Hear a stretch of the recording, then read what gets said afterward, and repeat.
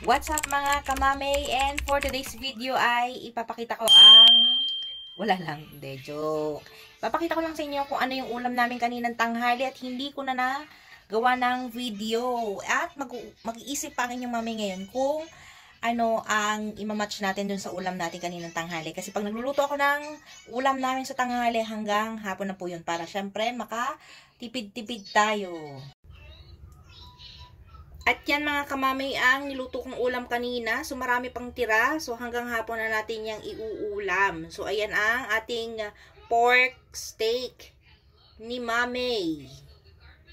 So kukuha na lang tayo mamaya ng talong sa labas. At yun na nga, mangunguha tayo ng talong sa labas para kapartner ng ating pork steak. Tara at samahan nyo ako kunin pa ang natitira nating talong.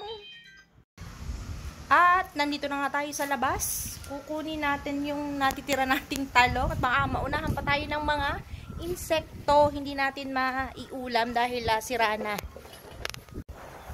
Ayan na nga, nandito na tayo sa labas. Diba? Ang sarap. Ang lakas ng hangin. Malamig pa ang panahon dito sa aming lugar. Yan po kaya sa inyo ay malamig pa rin. Ayan, kunin na natin yung ating talong.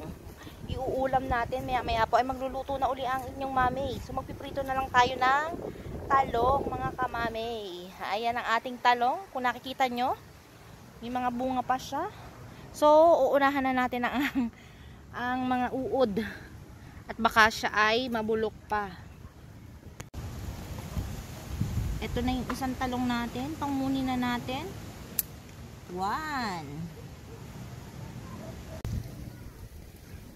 Ito ng isa, mga kamamay. Kunin na natin, 2.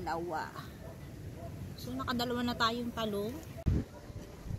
Ito na po yung nakuha natin 2 talong. Tama na po yung 2 at hindi naman tayo magkakandaubos dito sa talong na ito.